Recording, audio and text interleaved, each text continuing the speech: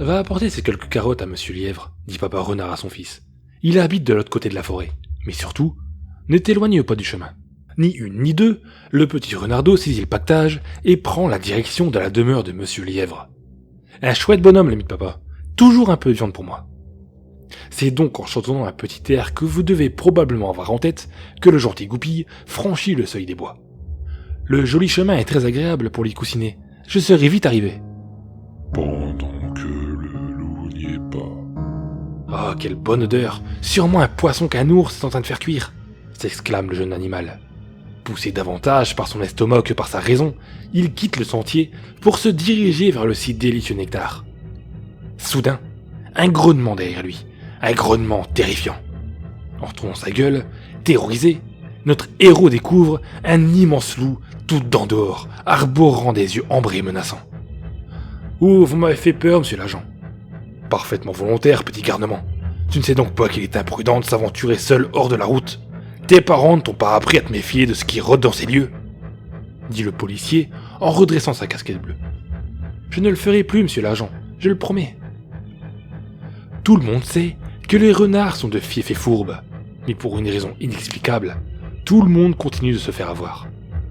Allons mon garçon, ça ira, je te ramène sur la bonne voie, puis je devrais retourner à mes importants devoirs. Les loups, quant à eux, sont des gens très fiers et ne manquent jamais une occasion de se vanter.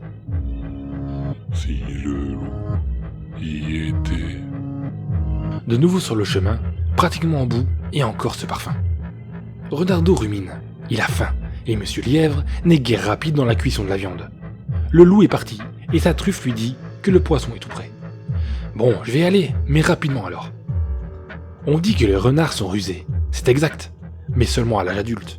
Les plus jeunes n'ont rien dans la tête. Une fois sur place, à pas feutrer, notre ami observe les magnifiques mets en train de cuire. Ça a l'air vraiment bon. Pouf, Renardeau fond sur ses pois grillés. Dommage, il n'a pas remarqué l'absence d'ours ou de propriétaires visibles. Il nous protégerait. Miam, miam, miam, le candide gredin se régale. Ouvre tes oreilles, Renardeau. Entends le bruit inquiétant qui se rapproche de toi. Non, je suis occupé à écouter le crépitement du feu léchant la viande. Renifle avec ta truffe, Renardeau. Sens l'inconnu se faufiler près de toi. Non, je sens les douces épices raffinées. Lève tes yeux, Renardeau. Le monstre est devant toi. Oh mon Dieu! Un géant bipède lui fait face. Il est recouvert d'étranges parures et son visage est caché par de longs poils noirs sortant du sommet de son crâne. Fais le monstre avant de gober tout cru le pauvre enfant.